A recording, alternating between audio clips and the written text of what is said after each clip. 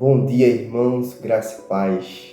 Que bom que a gente está vivendo mais esse dia com a graça do Senhor e devemos nos alegrar, porque esse dia foi o Senhor quem nos deu. Ele que preparou tudo isso para a gente já hoje e nos deu a graça de poder viver mais um dia. Por isso eu me alegro e desejo também que você se alegre no Senhor por estar vivendo mais esse dia. E hoje, no nosso momento devocional, eu quero lhe convidar a continuar no estudo da carta de Tiago, agora já no capítulo 4. E a gente vai pensar hoje, começar a pensar a partir do capítulo 4, sobre a intenção do nosso coração. Tiago chega nesse momento da sua carta, do seu escrito, e ele começa a desafiar os cristãos daquela época, sobre a intenção do coração. Ele adverte a ter cuidado com o que o nosso coração deseja e a intenção do que nós fazemos. É bem provável que o contexto desse capítulo 4, Tiago esteja se referindo a uma onda de ações que os judeus vinham fazendo naquela época para conquistar a sua independência diante do domínio romano. E com isso os judeus estavam vivendo de forma muito hostil, perseguindo, matando pessoas e fazendo de tudo para viver independentemente dos romanos. E Tiago chega agora para dar essa orientação, essa sugestão, e ele diz o seguinte: eu quero que você leia comigo do versículo 1 até o versículo 10 do capítulo 4, que ele diz o seguinte: de onde vêm as guerras e discórdias que há entre vós? Será que não vem dos prazeres que guerreiam nos membros do vosso corpo? Cobiçais e nada conseguis, matais e invejais e não podeis obter. Brigais e fazeis guerra, nada tendes porque não pedes. Pedes e não recebeis porque pedes de modo errado, só para gastardes em vossos prazeres. Infiéis, não sabeis que a amizade do mundo é inimizade contra Deus? Portanto, quem quiser ser inimigo do mundo se coloca na posição de inimigo de Deus. Ou pensais que sem motivo que a Escritura diz: o Espírito que ele faz habitar em nós tem muito ciúme, todavia ele nos dá maior graça. Portanto, ele diz: Deus se opõe aos arrogantes, porém dá graça aos humildes. Assim, sujeitai-vos a Deus, mas resisti ao diabo e ele fugirá de vós. Achegai-vos a Deus e ele se chegará a vós. Pecadores, limpai as mãos, e vós, que sois vacilantes, purificai vosso coração. Entristecei-vos, lamentai e chorai, que o vosso riso se transforme em lamento e a vossa alegria em tristeza. Humilhai-vos diante do Senhor e ele vos exaltará. Como eu disse, irmãos, Tiago agora começa a chamar a atenção para o que direciona as nossas atitudes, a intenção do nosso coração. Ele começa exatamente fazendo a gente refletir aqui nesse capítulo sobre o que nos leva a vivenciar determinadas experiências na nossa vida. Primeiro ele começa assim: de onde será que está vindo a guerra e a discórdia que está no meio de vocês? Eu quero lembrar vocês que a carta de Tiago não tem um endereço específico. Tiago fala para uma comunidade. A carta de Tiago é uma carta comunitária que ele escreve para quem quiser assim ler daquela época. E aí Tiago começa fazendo essa indagação, o que tem causado tanta guerra no meio de vocês? E ele chama a atenção para o fato de que é muito provável que as lutas, as brigas, as dificuldades que têm acontecido naquele período é simplesmente um fruto do prazer do coração do homem. E, irmãos, a gente precisa ter muito cuidado com isso. Tiago começa a lembrar aqui pra gente, você cobiça, mas você nada consegue. Por que ele diz isso? Porque quanto mais o nosso coração é alimentado por desejos maus, dificilmente ele será saciado. Quanto mais o nosso coração ele é nutrido por algo que não é positivo, dificilmente ele será saciado, porque sempre terá vontade, terá sede de querer mais.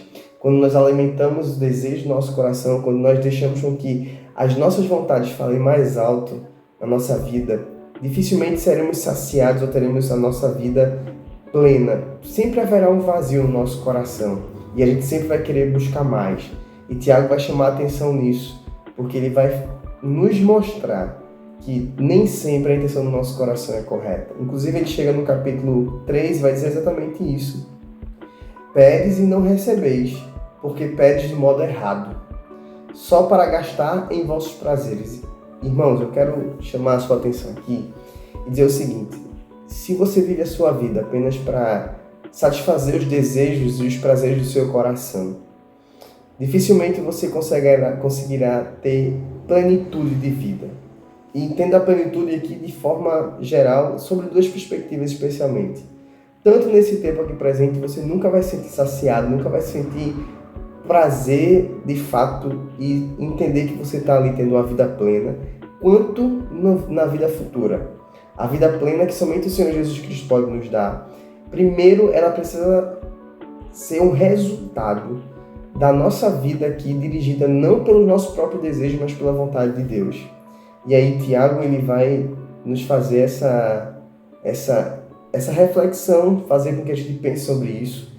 Chega no capítulo 4, no versículo 4, e ele vai dizer exatamente o seguinte: aqueles que buscam ser amigos do mundo se tornam inimigos de Deus. E por que ele está dizendo isso? Porque quem vive uma vida regrada pelo seu próprio coração, quem vive uma vida para alimentar os seus próprios prazeres, seus próprios desejos, e esquece do que Deus tem proposto, qual a vontade de Deus para a nossa vida, qual a direção que Deus tem para cada um de nós estamos negando totalmente a nossa relação com o Senhor. Nós estamos, de fato, literalmente, nos tornando inimigos de Deus, porque vamos fazer tudo o que é contrário à vontade dele. E não foi para isso que Deus nos criou. Não foi para isso que o Senhor colocou em nós o seu Espírito. Por isso que vai chegar o versículo 5, e Tiago vai fazer referência a uma escritura que os estudiosos não sabem muito bem qual a fonte dessa citação de Tiago, mas ele vai dizer: será que o Espírito que ele faz habitar em nós é um Espírito ciumento? Ou seja, ele vai fazer o seguinte: o ciúme ou o desejo, o anseio que está no coração de vocês, será que é fruto do Espírito de Deus que habita em vocês? Logicamente que não, irmãos. E aí ele vai completar dizendo o seguinte: Deus se opõe aos arrogantes. Deus ele não age em favor daqueles que vivem a sua vida segundo o seu próprio coração, segundo o seu próprio ego.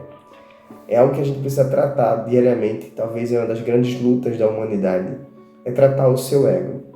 Nós precisamos constantemente, irmãos, abrir o nosso coração para o Senhor, permitir com que Deus haja sobre a nossa vida, não permitir com que as nossas vontades se sobressaiam, não permitir com que aquilo que está no nosso coração, que é um fruto do nosso próprio desejo, seja maior do que a vontade de Deus na nossa vida.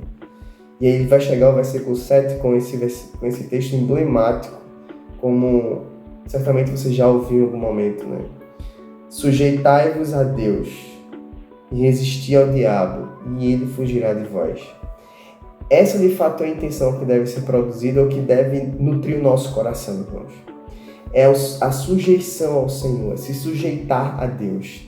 A intenção do nosso coração deve estar baseada na nossa capacidade de se sujeitar à vontade de Deus. Quando nós sujeitamos o nosso coração, a nossa mente, os nossos desejos ao Senhor, nós estamos resistindo ao diabo. Nós estamos dizendo ao diabo: ó, no meu coração existe alguém que tem o governo. Dentro do meu coração alguém habita e essa pessoa é quem manda no meu coração. Você não. E todos os dias a nossa luta deve ser essa, irmãos. Permitir com que Deus governe a nossa vida. Permitir com que Deus, que já habita dentro de nós, dirija o nosso pensamento.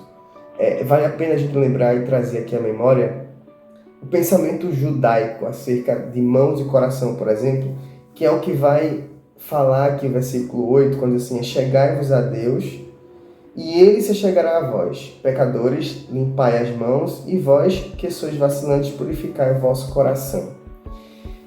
Eu lembro muito do texto que está lá no Salmo 24, que diz assim: quem permanecerá no lugar santo, quem habitará com o Senhor? Aqueles que são limpos de mãos e puros de coração. E, irmãos, o que o pensamento judaico fala acerca de mão e coração, quando ele fala de coração, ele está falando aqui daquilo que governa interiormente o nosso ser. O coração na cultura judaica está muito ligado ao pensamento, à consciência, aos nossos desejos, às nossas vontades internas, né? E a mão diz respeito às nossas ações, à nossa vida prática, aquilo que a gente faz, o que a gente consegue executar. E é muito claro esse texto de Tiago que diz pra gente, né?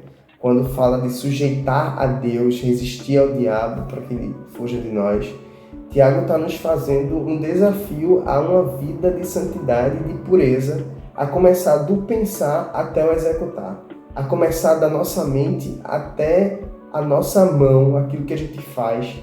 E é um grande desafio para nós, é um grande desafio para a nossa vida, viver intencionalmente, disposto a agradar a Deus e fazer a vontade de Deus, sujeitar a nossa vida ao Senhor. Esse é o grande desafio da nossa vida como cristão diariamente. Resistir ao diabo e entender que existe um Deus que está acima das coisas e que deve governar sobre a nossa vida. Por fim, versículos 9 e 10, Tiago vai nos fazer um convite ao arrependimento.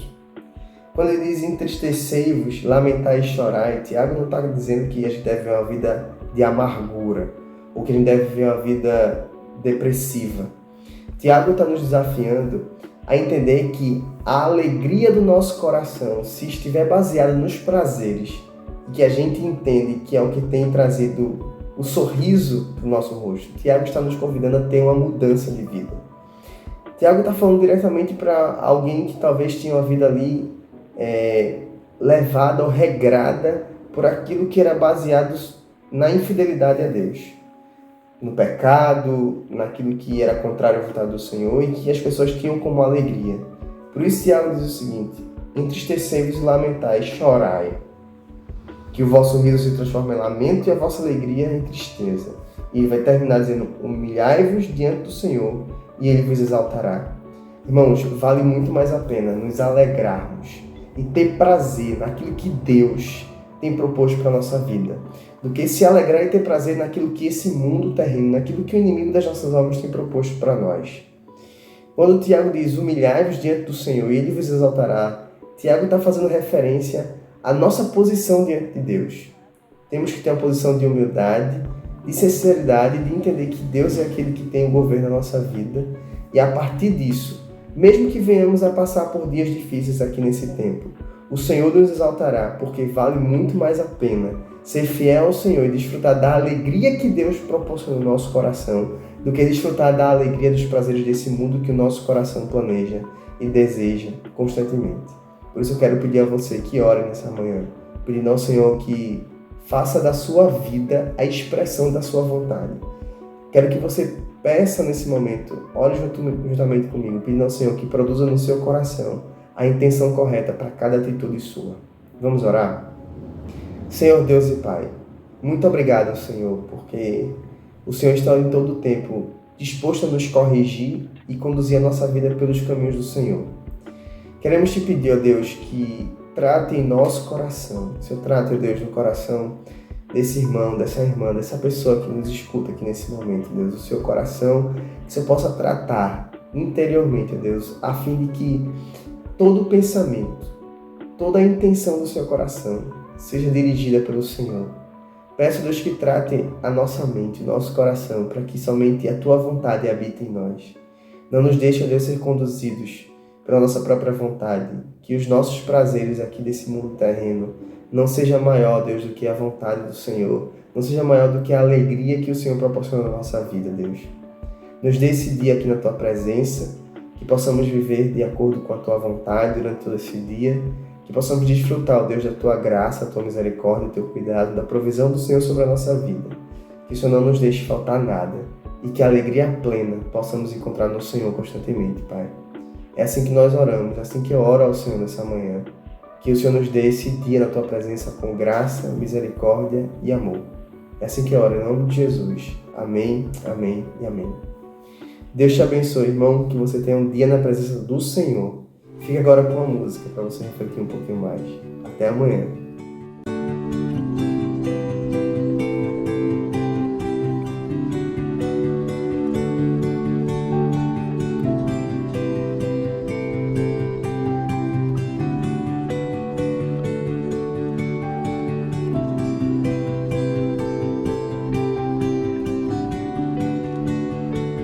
Se tu olhares, Senhor,